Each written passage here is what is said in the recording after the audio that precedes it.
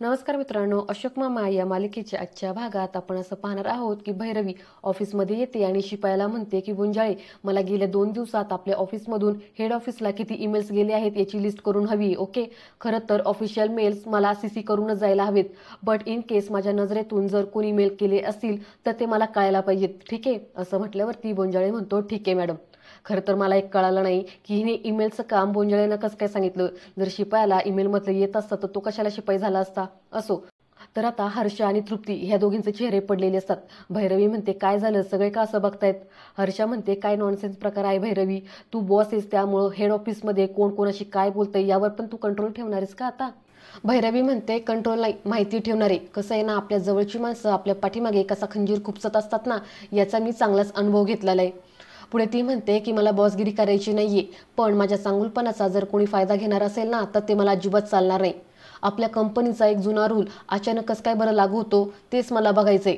पुढे ती म्हणते की आणि एक गोष्ट सगळ्यांनी लक्षात ठेवा, तुमच्या सगळ्यांचं प्रमोशन माझ्या हातात आहे, त्यामुळं मुद्दाम मला जर त्रास देण्यासाठी कुणी हेड ऑफिसमध्ये चुगली करत असेल ना तर ते मला अजिबात चालणार नाही. ओके, चला कामाला लागा. असं म्हटल्यावर ते आता सगळेजण कामाला लागतात.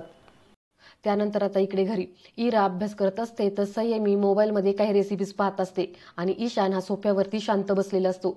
अशोक मामा त्याला पाहतात आणि विचारतात काय रे, काय झालं, तुझा चेहरा काय एवढा पडलाय. इरा म्हणते त्याची टीचर खूप स्ट्रिक आहे ना, ओरडली वगैरे असेल त्याला. संयमी म्हणते मग त्याला काय फरक पडतोय टीचर ओरडली म्हणून. अशोक मामा संयमीला म्हणतात तू चुप्प बस जग जरा.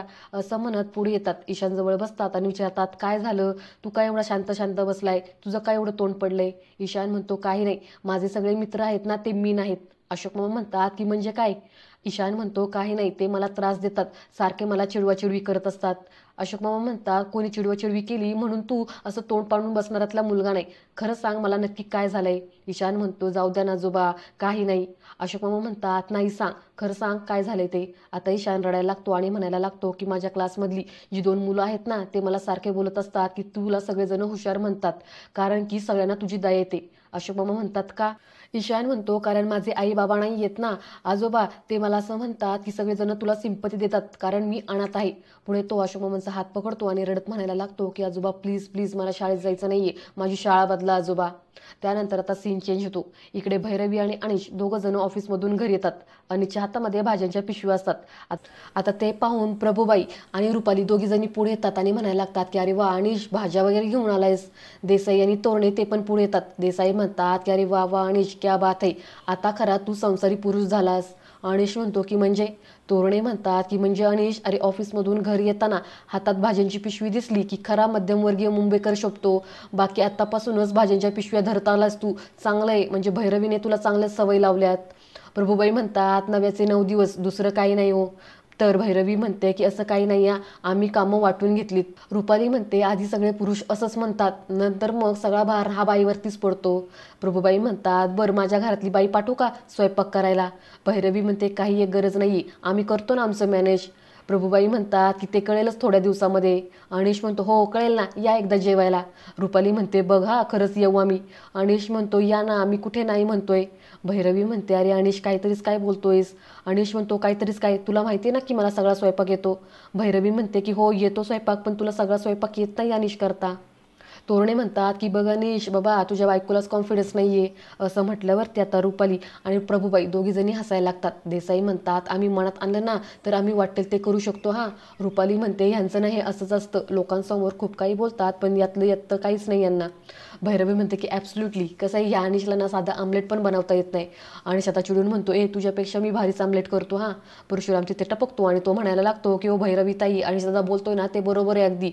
अहो ऑमलेट बनवायला असं लागतं तरी काय, 2 अंडी फोडायची, कांदा कापून टाकायचा, टोमॅटो टाकायचं, तेल टाकायचं आणि पॅनमध्ये द्यायचं ते आमलेट टाकून, बरोबर की नाही. अनिश म्हणतो की भैरवी तू नक्की कोणाच्या टीममध्ये आहेस ग. तर भैरवी म्हणते की ऑब्व्हियसली मी लेडीज टीममध्ये आहे. देसाई म्हणतात की आम्ही वाटेल ते करू शकतो, आम्हा पुरुषांना काही समजत नाही असं समजू नका हा. तर भैरवी म्हणते की साध्या भाज्यांच्या किमतीसुद्धा माहिती नाही आहेत. आता अनिसचा थोडा इगो हट होतो आणि तो जोशमध्ये येऊन म्हणतो की थांबा, तुम्हाला ना माझ्या हातचं जेवायलाच घालतो मग तुम्हाला कळेल.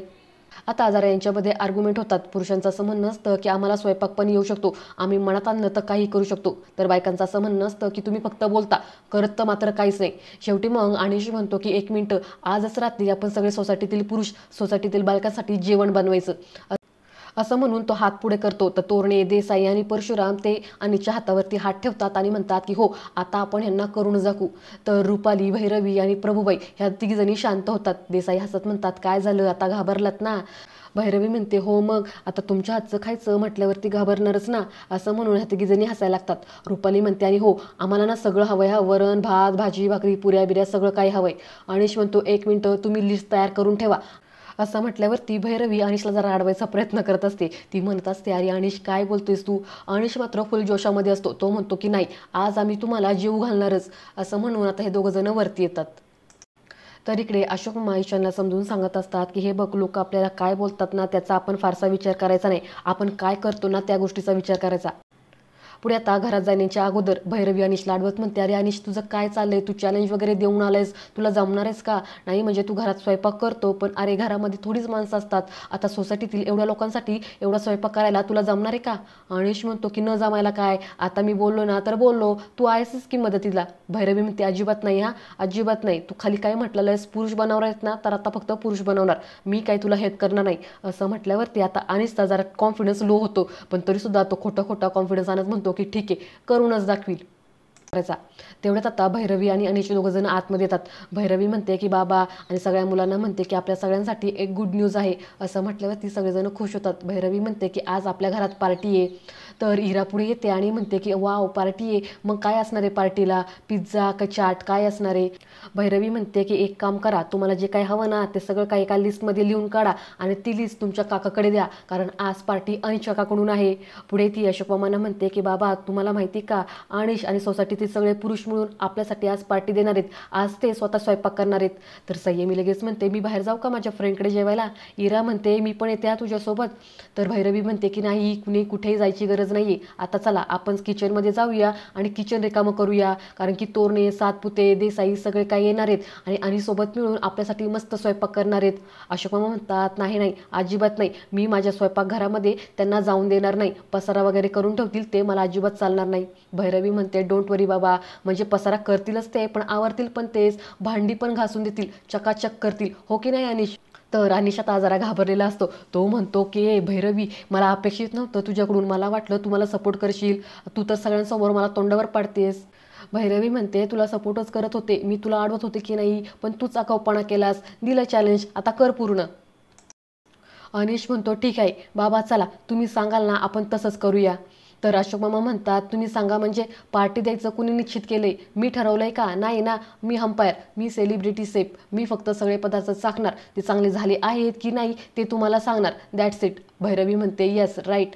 तर पुढे आता अनिशचा मात्र चेहरा पडतो आणि तो आतमध्ये जातो. तर इकडे आता देसाई रुपालीला ओरडत म्हणतात, काय गे रुपाली, खाली सगळ्यांसमोर मला टोचून बोलायची काय गरज होती ग एवढं? तर रुपाली म्हणते, मग तुम्ही तरी असं का म्हटलात की आम्ही कोणापेक्षा कमी नाही, आम्हाला सगळं काही येतं? देसाई म्हणतात, हो मग येतच की, थांब आता तुम्हाला दाखवतोच आम्हाला काय काय येतं ते. पुढे ते म्हणतात, नाही नको, ते माझगावकरांच्या घरात जाऊन स्वयंपाक करायचा म्हणजे कटकटच आहे, त्यांच्यासमोर मात्र शिस्तीत राहावं लागेल, हे झालं ते झालं, ते नुसते असे बडबड करत राहतील, त्यापेक्षा नको करायला. रुपाली म्हणते, बरं ठीक आहे, मी सांगते तसं भैरवीला की तुम्ही चॅलेंज हारलेत, नंतर ते माझगावकर तुमच्यावरती हसले ना तर परत मला बोलू नका. देसाई म्हणतात, नाही नाही, माझगावकर माझ्यावरती हसलेलं मला अजिबात चालणार नाही, आता घेतले ना चॅलेंज, आता ते पूर्ण करूनच दाखवणार. त्यानंतर आता भैरवी अनिशला ॲप्रन बांधत असते. भैरवी अशोक मामा हसत म्हणते की बाबा, जमणार आहे ना यांना सगळं? अशोक मामा म्हणतात, बघू आता काय होतंय. तेवढ्यात दारावरची बेल वाजते. संयमी जाऊन दरवाजा उघडते तर आता सोसायटीतील सगळेजण तयारीत आलेले असतात. देसाईने ॲप्रन घातलेलं असतं, हातामध्ये झारा, कुणी हातामध्ये कढाई, पळपट लाटणं सगळं काही घेऊन आलेले असतात. आता ह्यांच्याकडे बघून असं वाटतं जणू काही हे लढायलाच आलेले आहेत. आता त्यांना बघून अशोक मामा आणि भैरवी दोघं जण आव करून बघू लागतात. अनिश मात्र आतून खुश झालेला असतो. तो बाहेर येतो, म्हणतो की यस, आले का सगळेजण? देसाई म्हणतात की हो, आम्ही सगळेजण तयार आहोत.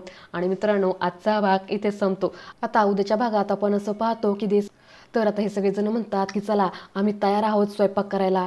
अशोक मामा म्हणतात, नीट विचार करा, शेवटची संधी आहे, जमणार नसेल तर आत्ताच नाही म्हणा. सातपुते म्हणतात, नाही नाही, स्वयंपाक करणं एकदम चिल्लर काम आहे. अशोक मामा म्हणतात, कळेल ना, लवकरच सगळं काही कळेल, तुमच्याकडे फक्त 2 तास आहेत. अनिश म्हणतो, बाबा हे काय फक्त 2 तास? अशोक मामा म्हणतात, जेवण आजच्या रात्रीच हवं आहे, उद्या दुपारचं नाही, आणि सगळं शिस्तीत व्हायला पाहिजेत, किचनमध्ये पसारा करून ठेवायचा नाही. भैरवी म्हणते की अन्न वाया गेलेलं चालणार नाही. अशोक मामा म्हणतात, गॅस वाया गेलेला चालणार नाही. आणि दोघं एकत्र म्हणतात, शिस्त म्हणजे शिस्त. आता उद्या आपल्याला पाहायला मिळणार आहेत यांच्या गमती जमती काय होतात ते. ही पुरुष मंडळी सगळा काही स्वयंपाक छान करतात येत की नाही करतात येत ते. उद्याचा भाग पाहण्यासाठी चॅनलला सबस्क्राईब करा आणि हा व्हिडिओ तुम्हाला कसा वाटला ते देखील मला कमेंटमध्ये नक्की सांगा. धन्यवाद.